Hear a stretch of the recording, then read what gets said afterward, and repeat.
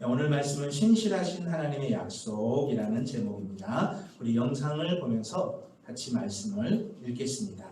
일곱째 날 새벽에 그들이 일찍이 일어나서 전과 같은 방식으로 그 성을 7번 도니 그 성을 7번 돌기는 그날뿐이었더라. 7번째의 제사장들이 나팔을 불 때에 여호수아가 백성에게 이르되 외치라, 여호와께서 너희에게 이 성을 주셨느니라. 이 성과 그 가운데에 있는 모든 것은 여호와께 온전히 바치되 기생라합과 그 집에 동거하는 자는 모두 살려주라. 이는 우리가 보낸 사자들을 그가 숨겨 주었음이니라. 너희는 온전히 바치고 그 바친 중에서 어떤 것이든지 취하여 너희가 이스라엘 진영으로 바치는 것이 되게 하여 고통을 당하게 되지 아니하도록 오직 너희는 그 바친 물건에 손대지 말라.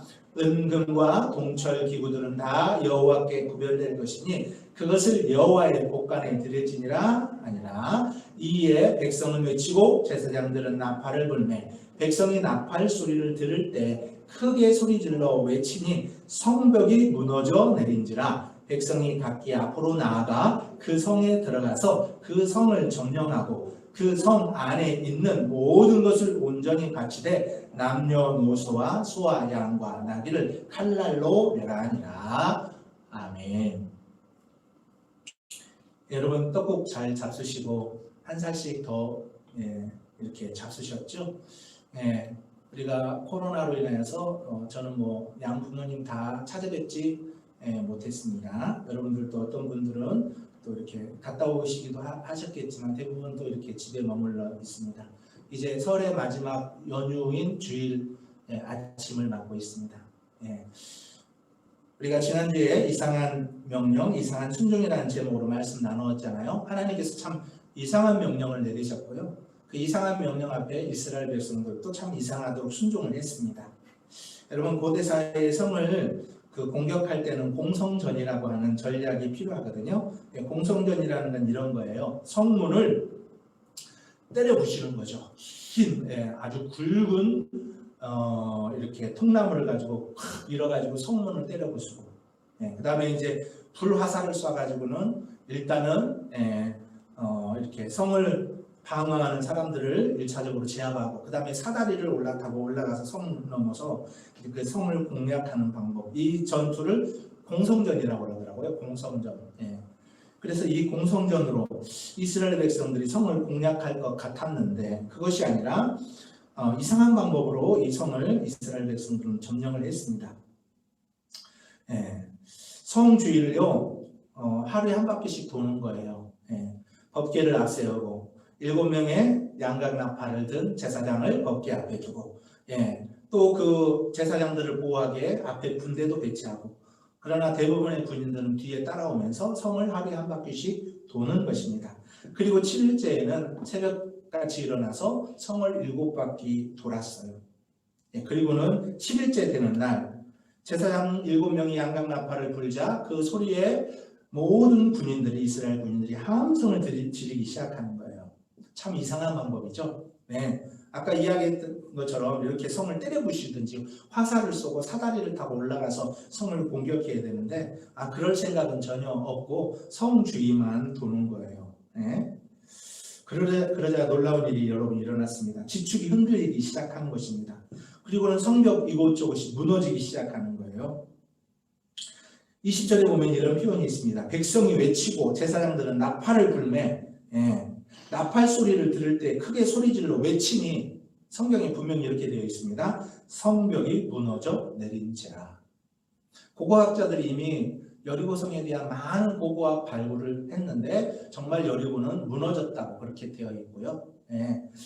그래서 여리고성은 이중벽이라는 것도 다 밝혀졌고요. 흙벽돌로 되어 있다는 것도 다 밝혀졌습니다. 여러분 참 희한한 일이에요. 사람이 아무리 수만 명이 모여서 소리 지른다고 해서 그 소리 때문에 성벽이 무너진다? 그건 좀 상식에 맞지 않는 것 같습니다. 사람의 이 파장 소리가 얼마나 크기에 성벽이 무너질까? 저는 좀 이해가 되지 않아요. 어떤 사람은 이해가 될 수도 있어요. 막 이렇게 음량이나 아주 막 큰 전축 같은 거 여러분 크게 틀어놓으면 사람 고막도 터지잖아요. 막 정말로 뭐 흔들리기도 해요. 막 이런 창문도 막 흔들리기도 하고 그렇지만 성벽이 무너진다? 좀 믿겨지지 않아요. 예. 여러분 저는 이 성벽이 흔들려서 땅이 흔들려서 성벽이 무너진 걸 보니까 하나님이 이 타이밍에 지진을 일으켰다고 저는 생각해요. 그래가지고는 성벽이 무너진 거죠. 참 신기합니다만 하나님의 이런 신기는요 상식에 여러분 불과하잖아요. 홍해도 건너게 하시고 요단강도 마르게 하신 하나님인데 이 정도 여러분 못하겠습니까? 하나님께서 공성전을 위해서 화살이나 아니면 칼을 갈아라 사다리를 준비해라 하지 않은 이유에 대해서 이제 이해가 돼요. 여러분 하나님께서 여호수아에게 아니면 여호수아가 백성들에게 너희들 화살통에 화살 꽂아라 칼 갈기 시작해라 사다리를 만들어서 성벽을 넘어야 된다 그런 말이 성경에 전혀 없는 이유를 이제는 알겠어요.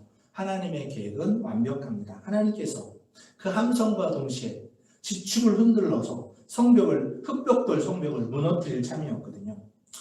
성벽이 완전히 무너진 건 아니겠지만 부분적으로 무너졌을지라도 여러분 그 틈을 타고 이스라엘 백성들은 드디어 성 안으로 들어가서 이제 진멸하기 시작하는 거예요. 여호수아는요 이스라엘 백성들에게 두 번째 명령을 내렸습니다. 그 두 번째 명령이 바로 오늘 6장 17절인데 우리 같이 영상을 보면서 읽어볼까요? 이 성과 그 가운데 있는 모든 것은 여호와께 온전히 바치되 기생 라합과 그 집에 동거하는 자는 모두 살려두라. 이는 우리가 보낸 사자들을 그가 숨겨 주었음이니라. 이게 이제 성이 무너진 다음에 이스라엘 백성들이 해야 할 행동 지침 두 번째 명령인데 두 번째 명령은 이제 성 안으로 들어가서 그 성 안에 있는 것들을 다 싹 진멸하는 거예요. 여러분 진멸이라는 말은 참 무서운 말이에요.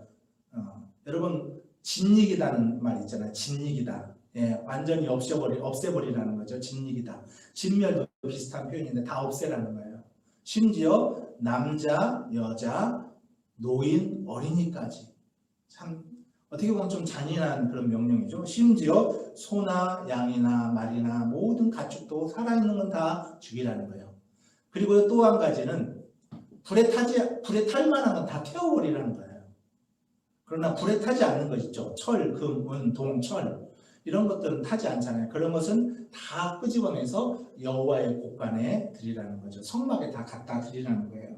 여기 보면 이런 말이 있습니다. 이 성과 그 가운데 있는 모든 것은 여호와께 온전히 바쳐라 이렇게 되어 있습니다. 바쳐라. 여러분이 고대 사회에서 성을요 이렇게 함락하게 되면요 그 성 안에 나온 노획물들은요 부분적으로 군인들이 다 가져요. 물론 이렇게 전체적으로 모아서 모으기도 하지만 부분적으로 노력하면서 갖기도 하잖아요. 그런데 하나님께서는 그렇게 말씀했습니다. 절대 너희가 갖지 말아라. 온전히 하나님께 바쳐라. 바치란 말은 또 다른 표현으로 하면 진멸하는 거예요. 없애라는 거예요. 여러분 이스라엘 백성들이 하나님 앞에 제사 드릴 때 그 양을 죽이듯이 이 성은 첫 번째 성이기 때문에 가나안 땅의 첫 번째 성인데 여러분 성경에 이런 말 많이 있죠. 첫 것은 여호와의 것이다. 첫 것은 여호와의 것이라는 말이 많이 나와요. 여러분들이 성경을 계속 읽고 있다면 레위기, 민수기, 신명기 첫 것은 여호와의 것이라는 말이 많이 나오잖아요. 여러분 그 가나안 땅에 여호수아가 31개의 성을 공략했거든요. 5년 동안. 그 중에 여리고 성이 바로 첫 번째 성이었어요. 첫 것이잖아요. 첫 것. 첫 것은 여호와께 바쳐야 되는 거예요. 그러니까 온전히 하나님 앞에 드리기 위해서는 불에 타지 않는 것은 하나님께 다 갖다 드리고 심지어 불에 타는 건 다 태우고 심지어 불에 타지 않는 것은 다 죽여야 되는 거죠. 이게 여호와께 드리는 그 당시의 방법이었습니다. 좀 잔인하다고 생각하시는데 제가 이따가 그 이유를 설명해 드리겠습니다. 하나님께서 이렇게 두 번째 명령을 하셨다니까요. 이스라엘은요 성난 파도와 같이 노도와 같이 성 안으로 들어가서 살아있는 사람이든 동물이든 다 진멸했습니다. 하지만 붉은 줄이 메어있는 라합의 집안에 있는 사람들은 다 밖으로 안전한 곳으로 다 구출해내었습니다. 오늘 이야기가 그런 이야기거든요. 저는 이 이야기를 통해서 오늘도 세 가지 교훈을 같이 얻어볼까 합니다. 첫 번째 교훈인데요. 같이 읽을까요? 하나님은 공의로우시며 죄악에 대해서는 반드시 심판하신다는 것입니다. 여러분 공의라는 말 잘 이해가 안 가시죠? 이 공의라는 말은 법적인 용어입니다. 공의, 공평하고 의롭다는, 정의롭다는 그런 뜻이에요. 공의. 하나님은 사랑의 하나님이기도 하지만 정의의 하나님, 공평하신 하나님, 공의의 하나님이기도 여러분 하십니다. 여러분, 이 대한민국 법원을 상징하는 이 그림 안에 어떤 사람이 저울을 들고 있죠. 그런데요, 이 세상의 법정에서도 이 법의 잣대라고 하는 거, 이 기준이라는 거 하는 거, 저울, 거기에 정말로 바르게 이 공평과 정의로 이렇게 법을 집행하기 위해서 이런 로고, 이런 그림이 있는 것처럼, 네. 하나님께서는요, 공의를 가지고 계신 분이세요. 정의와 공평과 정의. 그래서 우주적인 공평과 정의의 저울을 하나님은 가지고 계신 분이십니다. 그 기준에 따라 하나님은 어떤 곳에서는 사랑을 베푸시기도 해요. 어떤 사람과 어떤 공동체와 어떤 나라와 어떤 시대에는 하나님이 사랑의 긍휼과 은혜를 베푸시는 때가 있습니다. 그러나 죄악에 대해서는 하나님이 반드시 어떤 시대든지 심판하시는 분이시거든요. 하나님은 이렇게 우주적인 저울을 가지고 계신 분이세요. 그걸 여러분 하나님의 공의라고 생각하시면 돼요. 언뜻 보면 하나님께서 여리고성을 진멸하는 것은 참으로 공평하고 정의롭지 못하게 보이잖아요. 21절에 보면 이런 표현이 있거든요. 남녀, 노소와 소와 양과 나귀를 칼로 멸하라. 아니 어떻게 하나님께서 사람을 창조하시고 이렇게 사람을 진멸하라고 하실까? 하나님은 정말로 잔인한 하나님이구나. 저도 이 본문을 읽을 때 하나님 좀 너무하신 거 아닌가? 하나님 너무 잔인하다. 어떻게 사람들을 다 이렇게 진멸하라고 하셨을까? 이해가 안 되는데? 이런 생각도 하고요. 묵상도 많이 이렇게 해봤습니다. 우리가 전쟁을 할 때도 현대 전쟁에서도 제네바 협정에 의해서 포로가 잡히면 그 포로를 함부로 죽이지 못하잖아요. 포로를 대우를 해줘야 돼요. 제네바 협정에 의해서.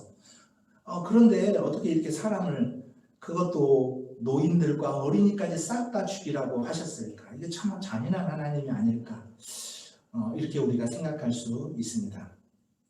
그런데 제가요, 성경을 읽다가 저기 보면 이런 말이 있죠. 21절에 그 성 안에 있는 모든 것을 온전히 바치되 남녀노소와 소와 양과 나귀를 칼날로 멸하니라. 여러분, 참 잔인한 하나님, 또 그것을 시행하는 이스라엘 군대도 참 잔인하다, 이렇게 생각할 수 있어요. 저도 그렇게 생각했는데요, 성경 읽다가 레위기를 읽다가요, 그 이유를 알았어요. 왜 하나님 그렇게 하시라고 하셨는 그 이유를 제가 알았습니다. 우리 레위기를 같이 한번 천천히 읽어볼까요? 같이 읽어요. 너는 결탄코 자녀를 몰록에게 주어 불로 통과하게 함으로 내 하나님의 이름을 욕되게 하지 말라. 나는 여호와니라. 너는 여자와 동침한 같이 남자와 동침하지 말라. 이는 가증한 일이니라. 너는 짐승과 교합하여 자기를 더럽히지 말며 여자는 짐승 앞에 서서 그것과 교접하지 말라. 이는 문란한 일이니라. 너는 이 모든 일로 스스로 더럽히지 말라. 너희 앞에 쫓아내는 족속들이 이 모든 일로 말미암아 더러워졌고 그 땅도 더러워졌으므로 내가 그 악으로 말미암아 벌하고 그 땅도 스스로 그 주민을 토하여 내느니라. 여러분, 레위기를 읽다가요, 이 본문을 제가 발견했습니다. 이 본문을 읽으면요, 하나님께서 이미 출애굽하는 과정, 광야에서 이스라엘 백성들에게 가나안 땅에 가면 인간적인 정으로 그들에게 긍휼을 베풀지 말라고 말씀하세요. 물론 어떤 족속들에게는 하나님께서 그들에게 전쟁하지 말고 또 그들을 죽이지 말라고 하는 족속도 있어요. 그러나 가나안 땅 7족속이 살고 있었는데 대부분 가나안 족속들은 다 이와 같은 범죄 행위가 있기 때문에 너희들이 가면 그 땅을 다 진멸하라고 하지 그 땅을 불쌍히 여겨서 그 사람들을 살려두라고 하지 않아요. 그 이유를 하나님이 설명한 게 레위기에 나와요. 너희는 결단코 너희 자녀를 몰록에게 주며, 이 말은요, 가나안 사람들은 그들의 우상들이 다 있었습니다. 절대 오늘 라합 같은 여인들이야 마음이 정말 열려서 하나님을 자기가 믿는다고 고백했지만 가나안 사람들은 자기들이 섬기는 신이 다 있어요. 그 신 중에는요, 얌전한 신도 있지만요, 되게 극렬한 신이 있어요. 몰록이라는 신은요, 제물을 받되 양이나 소를 받는 신이 아니에요. 사람의 자녀를 제물로 받는 신이거든요.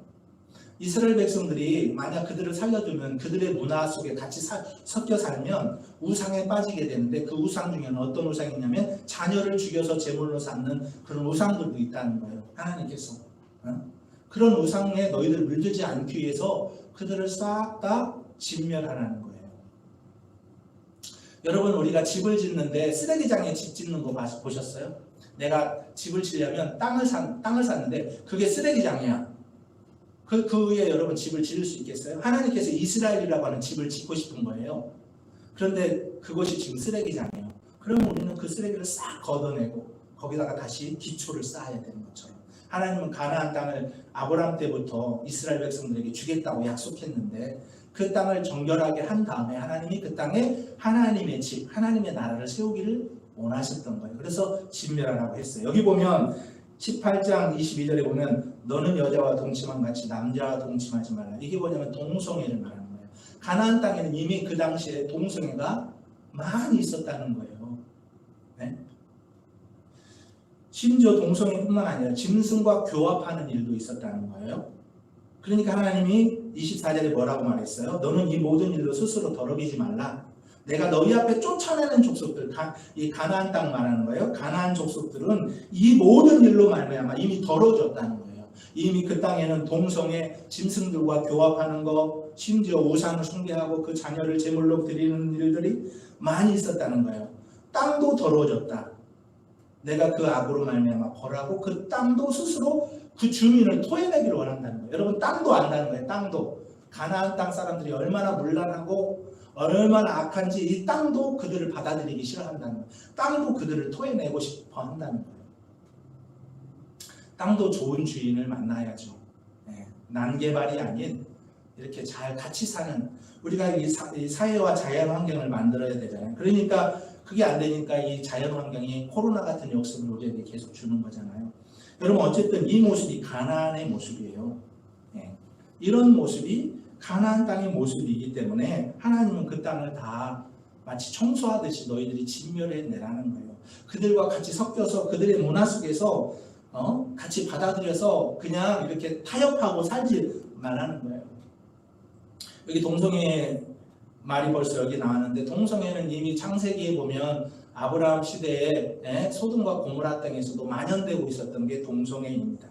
현대에 들어와서 이 동성애가 드디어 사람들로부터 공신력을 얻어서 언론과 그런 환경 속에서 이제 법제화 해가지고 안전하게 동성애를 하려고 하는 사람들이 우리나라에도 많이 있고 뭐 인천에서도 동성애 축제도 하고 또 서울 광화문에 시청 앞에서 동성애 축제도 하고 그것을 정치인들이 뒤에서 또 밀어주기도 하고 그걸 법으로 통과시키려고 하고 이런 움직임들이 있잖아요.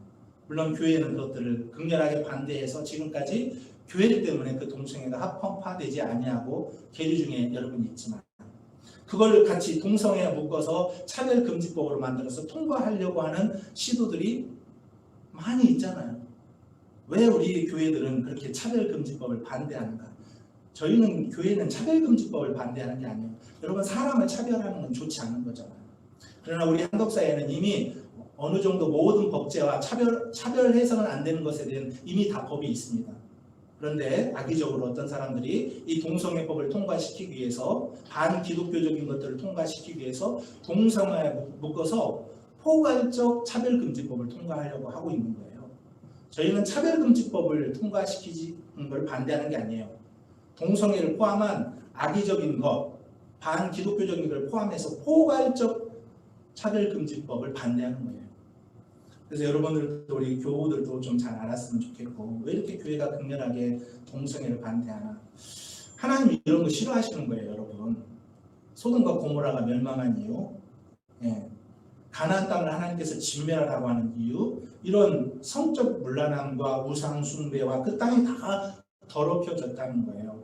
그래서 하나님은 여리고 성도 진멸하라고 그렇게 말씀하고 있습니다. 저 처음에 이해가 안 됐거든요. 하나님 너무 잔인한 하나님 아니야? 이렇게 생각했는데 이런 것들을 쭉 알고 나니까 하나님의 마음이 이해가 되는 거예요. 마치 우리가 어떤 집을 지을 때 쓰레기장에 집 짓지 않는 것처럼 하나님이 거룩한 하나님의 나라, 하나님의 백성들을 세우기를 원하는데 그 거룩한 땅에 더러운 것들이 같이 섞여 산다고 생각해 보세요. 여러분의 자녀들한테 좋은 음식과 쓰레기 같은 음식을 같이 섞어서 먹이지 않잖아요. 접시가 조금만 뭐만 묻어도 그걸 깨끗이 닦아서 하고 우리가 손에 보이지 않는 세균 때문에 집에 들어갈 때마다 우리가 손 닦는 것처럼 하나님도 거룩하고 깨끗한 것을 여러분은 원하시기 때문에 오늘 이런 명령을 하나님 내리셨습니다. 여러분 하나님은 어쨌든 공의로우시며 그 죄악에 대해서 심판하시는 거예요. 가나안 땅, 여리고를 포함한 가나안 땅의 풍속과 문화가 죄악이었던 거예요. 요한일서 4장에 보면 하나님은 사랑이라고 그렇게 표현되어 있거든요. 하나님은 사랑이 많으신 분이 아니라 여러분 하나님은 사랑이시거든요. 그렇다고 해서 여러분 하나님께서요 사랑 그 자체이시라고 해서 하나님께서 제약조차도 하나님은 사랑하시는 분이 아니세요. 그냥 사랑으로 얼렁뚱땅 하나님은 넘어가시는 분이 아니시라고요. 하나님은 공의의 칼을 가지고 계신 분, 공의의 저울추를 들고 계신 분이 여러분 하나님이라는 사실을 믿는 저와 여러분이 되기를 주님의 이름으로 소망합니다. 예, 오늘 본문이 우리에게 그것을 말해주고 있습니다. 두 번째는 하나님의 약속의 신실함을 믿어야 한다는 것을 말해주고 있습니다. 하나님은 약속한 것을 되게 지키시는 분이세요. 그 하나님이 불리해도 지키시는 분이세요. 하나님이 우리 인류를 구원하기 위해서 예수님을 이 땅에 보내주신 걸 보면 하나님은 자기가 불리해도 자기 목숨을 내놓고라도 그 약속한 것을 지키시는 분이시거든요. 하나님은 약속의 신실하심을 우리가 믿어야 되는데 여러분 급박하게 성벽이 무너지고 이스라엘 군대가 성 안으로 노도처럼 치달르는 그 상황 속에서 여호수아는 한 가지 약속을 기억해내죠. 그 약속은 뭐예요? 정탐꾼들이 라합과 한 약속을 기억합니다.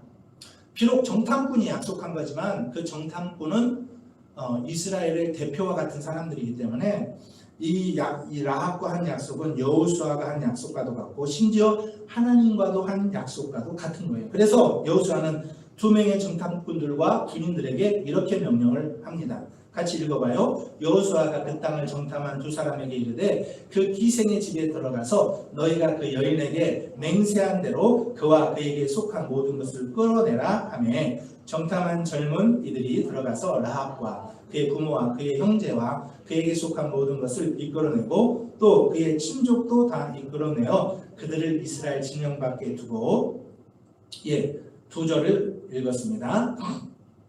여기 보면 맹세한 대로, 맹세라는 것은 약속한 대로라는 거예요. 라합과 두 명의 정탐꾼들이 약속했잖아요. 우리를 안전하게 이 성 밖으로 내려보내주고 입을 열지 않으면, 우리를 발설하지 않으면 우리가 여리고성을 점령할 때 이 집 안에 있는 모든 식구들은 다 우리가 구원해 주겠다. 이 붉은 줄을 메어 놓아라. 이렇게 약속을 했잖아요. 네. 여러분 그 급박한 전쟁 상황 속에서 이제 성벽이 무너졌으니까 막 이제 얼마나 많은 먼지가 막 일었겠어요. 흙벽돌로 된 성이 무너졌으니까 거기를 또 이스라엘 군대가 막 노도처럼 이제 들어가서 이제 진멸해야 되니까 얼마나 그 급박해요. 그런데도 여호수아는 잊어먹지 않았어요. 하나님은 잊어먹지 않아요. 약속한 것을 절대요. 그리고는 그 두 명의 정탐꾼에게 그리고 군인들에게 말하는 거예요. 라합을 구해내라. 라합에게 집에 있는 사람들을 다 구원해서 성 밖 안전한 곳에 갖다 놓으라. 훗날 라합은 그 구원받은 사람들은 이제 이스라엘 사람으로 귀속되어서 이스라엘 사람처럼 살아가는 거죠. 구원받은 것입니다. 라합의 가족이 다 구원받은 거예요. 여호수아 2장에서 두 명의 정탐꾼을 숨겨두고 그들과 나눈 대화의 약속대로 라합은 정탐꾼을 내려준 그 붉은 줄을 자기 집에 메어 놓았습니다. 그리고는 그것뿐만 아니라 자기의 부모에게 말하는 거예요. 자기의 친족들에게도 말하는 거예요. 자기 동생들한테도 다 말하고 그래가지고는 그 붉은 줄을 메고 그 자기 집에 이렇게 모여 있었어요. 라합은 뭘 믿었어요? 반드시 이스라엘 군대가 우리들을 구원해 줄 것을 믿었어요. 여러분 저와 여러분도 믿으셔야 돼요. 하나님께서 예수님을 통해서 나를 구원해 줄 걸 여러분 믿으셔야 하는 것입니다. 여러분 라합만 믿은 것이 아니라 그 믿음에 하나님이 반응하셨어요. 그래서 정말 라합의 가족을 구원해 줬습니다. 우리말 속담에 이런 속담이 있어요. 믿는 도끼에 발등 지킨다. 여기 그림에 보면 양발에 도끼가 꽂혀져 있네요. 믿는 도끼에 발등 지킨다는 말이 있어요. 우리가 세상에도 믿는 도끼에 발등 지키고 사람도 배신의 칼을 등에 꽂는데 하나님은 안 꽂을까? 나도 하나님 못 믿겠어. 정말 내가 예수 믿는다고 구원받을 수 있을까? 여러분 세상은 우리에게 칼을 꽂을 줄 몰라도 내가 믿는 도끼에 발등을 찍힐지는 몰라도 하나님은 절대 우리가 하나님을 믿을 때 우리에게 발을 도끼로 찍지 않으세요. 하나님은 약속계에 신실하시거든요. 우리를 반드시 구원하시는 분이세요. 자, 그 구원의 약속이 요한복음 3장 16절에 써 있어요. 같이 한번 읽어볼까요? 하나님이 세상을 이처럼 사랑하사 독생자를 주셨으니 이는 그를 믿는 자마다 멸망하지 않고 영생을 얻게 하려 하심이라. 예, 여기 복음의 핵심입니다, 여러분. 이 요한복음 3장 16절이. 저 교회 다니지 않을 때도, 제가 어렸을 때 고등학교 1학년 때부터 교회 다니고, 뭐 주일학교 때는 가끔 뭐 성탄절이나 뭐 여름 성경학교 때만 교회 갔지만, 제가 교회 다니지 않는 초등학교 시절에도 애들이 너무 교회 다니는 애들이 계속 이 찬양 부르고, 하나님이 세상을 이처럼 사랑하사, 이렇게 찬양을 불렀어서 제가 이걸 예수 믿지 않는 때도 알고 있었어요. 복음이기 때문에 사람들이 계속 노래로 만들어서 불렀던 거예요. 하나님이 세상을 이처럼 사랑하사 독생자를 주셨으니 이는 그를 믿는 자마다 멸망하지 않고 영생을 얻게 하려 하십니다. 여러분, 이 말씀을 믿으셔야 돼요. 내가 구원받을 수 있다고 해서 구원받는 것도 아니고, 내가 구원 못 받는 것 같아서 못 받을 것 같다고 해서 못 받는 것도 아니에요. 말씀만 믿으면 돼요, 여러분. 하나님이 세상을 이처럼 사랑하셔서 독생자 주셨으니, 예수님을 이 땅에 보내주셨으니, 내가 그 예수님을 믿으면 멸망하지 않는구나, 영생을 얻는구나, 이 확신을 이 말씀 안에서 갖는 저와 여러분 되기를 주님의 이름으로 소망합니다. 예, 그렇습니다. 세 번째 교훈이 있습니다. 오늘 이 여리고 무너지고 라합의 가족을 구원하면서 세 번째 교훈은 저주의 약속도 반드시 응답된다는 거예요. 하나님께서 우리에게 축복으로 주신 구원의 약속도 응답하지만 저주의 약속도 응답된다는 거예요. 자, 여호수아가 여리고성을 진멸하면서 이런 예언을 한단 말이죠. 자, 그 예언을 한번 같이 읽어볼까요? 여호수아가 그때에 맹세하게 하여 이르되 누구든지 일어나서 이 여리고성을 건축하는 자는 여호와 앞에서 저주를 받을 것이라. 그 기초를 쌓을 때 그의 맏아들을 잃을 것이요 그 성문을 세울 때 그의 막내 아들을 잃으리라 하였더라. 여러분, 여리고성이 이제 무너지고 함락이 되었습니다. 남녀노소 할 것 없이 이제 여리고 사람들은 다 죽었어요. 라합의 가족을 제외한 모든 사람은 다 죽었습니다. 소도 죽고 양도 죽고 말도 죽고 당나귀도 다 죽었어요. 그리고 금부치들은 다 이스라엘 군대, 이스라엘 사람들이 끄집어내가지고는 여호와의 곡간, 언약궤가 있는 그 성막에 다 정한 곳에 갖다 놓았습니다. 사람들은 다 살아있는 건 다 죽고 불태워지고, 그 다음에 이제 물건들 타지 않는 것들은 다 하나님께 바쳐져서 그 성이 온전히 첫 번째 성으로서 하나님 앞에 드림바 되어지고 정결하고 깨끗하게 되었어요.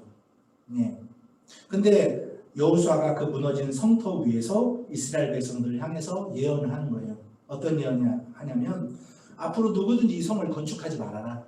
하나님께서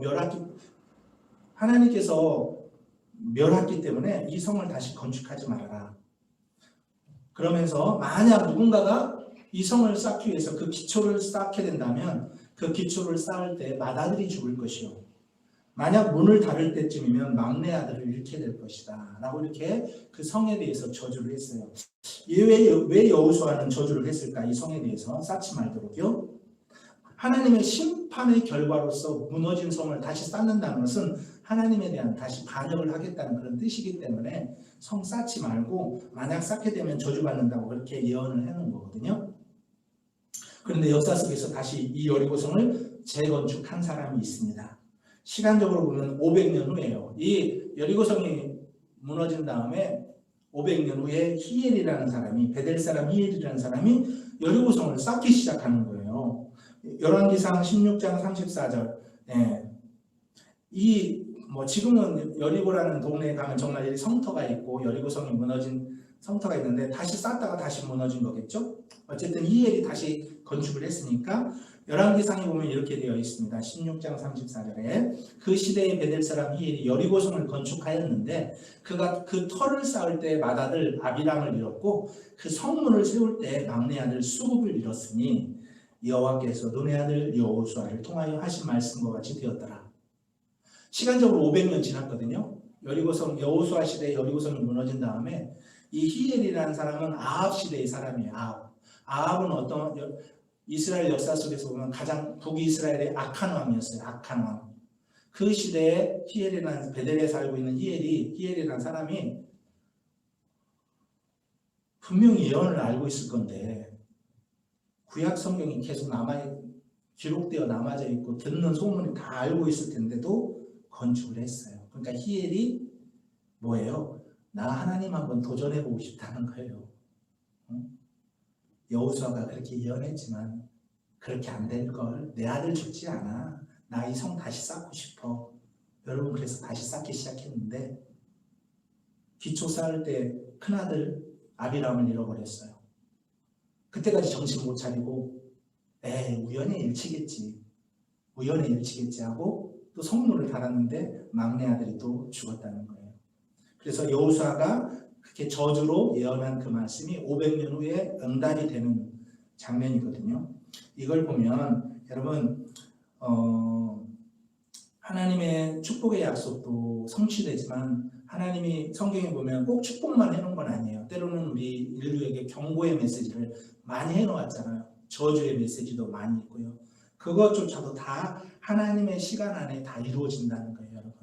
그래서 하나님은 약속에 신실하시고 축복의 약속도 이루어가시는 분이지만 우리에게 인류에게 남겨놓은 저주도 반드시 이루어가시고 뿐만 아니라 하나님은 심판하신다는 거예요.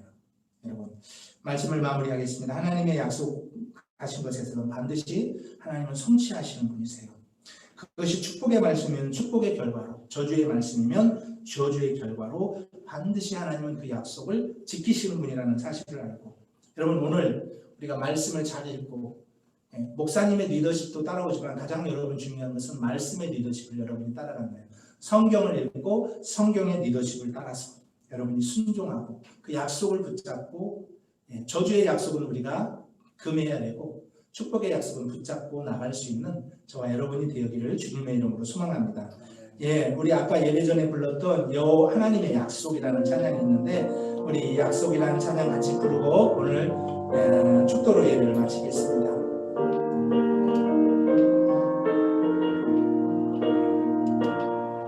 여호와는 너에게 복을 주시기를 원하며 너를 지키시기를 원하시며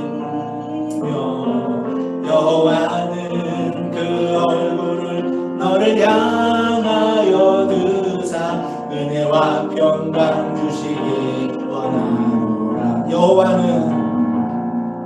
여호와는 너에게 복을 주시기를 원하며 너를 지키시기를 원하시며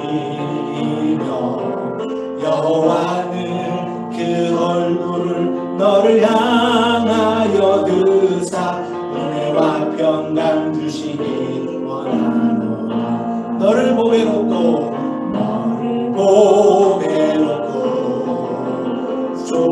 존귀하게 여기시는 하나님이 내 삶 속에서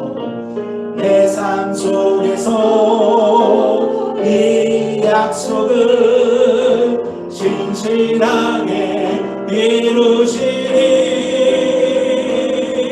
땅에 기름진 것으로 하늘에 신령한 것으로 너를 복주시고 지키실 하나님이 너의 영혼 잘 되도록 은혜 베푸시며 영광으로 인도하시리. 너를 보배롭고 존귀하게 여기시는 하나님이 내 삶 속에서 이 약속을 신실하게 이루시리. 땅에 기름진 것으로 하늘에 신령한 것으로 너를 복주시고 지키실 하나님이 너의 영혼 잘 되도록 은혜 베푸시며 평강으로 인도하시리.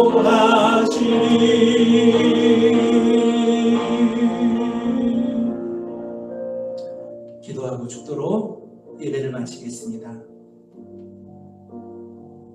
과거나 현재나 미래나 살아계신 하나님, 하나님의 약속은 신실하셔서 그 먼 수천 년 전에 하신 그 약속의 말씀도 반드시 하나님의 때에 응답하시고 이루시는 주님, 약속에는 두 가지가 있다는 것을 우리가 알게 하옵소서. 축복의 약속이 있는가 하면 저주의 약속도 주님 이루어진다는 사실을 알게 하시고, 하나님, 우리가 매일매일 성경을 읽으며 주님의 말씀의 리더십을 따라 하나님이 우리에게 축복으로 약속한 것들을 붙잡고 그것들을 위하여 기도하며 나가는 저희 모두가 되게 주님이 축복하여 주시기를 소망합니다. 신실하신 하나님, 우리가 죄에 대해서 멀어지는 사람이 되게 하시고 하나님께는 가까이 가는 사람들이 되게 하여 주시옵소서. 하나님 아버지, 우리가 또 이 코로나의 세상 속에서 또 한 주간을 살아야 합니다. 우리 어린아이, 우리 학생들, 우리 청년들, 우리 성도님들 주님이 지켜주시고 가정을 지켜주시고 범사를 지켜주시고, 하나님, 우리 성도님들의 몸과 마음 또한 주님이 지켜주셔서 하나님, 세상에 마음 빼앗기지 아니하게 도우시고 하나님 말씀 안에 서 있는 귀하고 복된 축복의 통로들이 다 되게 하나님이 함께하여 주시옵소서. 이제는 우리 주 예수 그리스도의 은혜와 하나님 아버지의 사랑하심과 성령님의 감화감동 교통 역사하심이 주님의 축복의 약속의 말씀을 부여잡고 믿음으로 순종하며 말씀의 리더십을 따라 살기를 소망하는 영상으로 예배드리는 우리 어린이, 학생, 청년, 현장에 있는 우리 모든 성도님들 머리 위에 이제로부터 영원토록 함께 계실지어다. 아멘.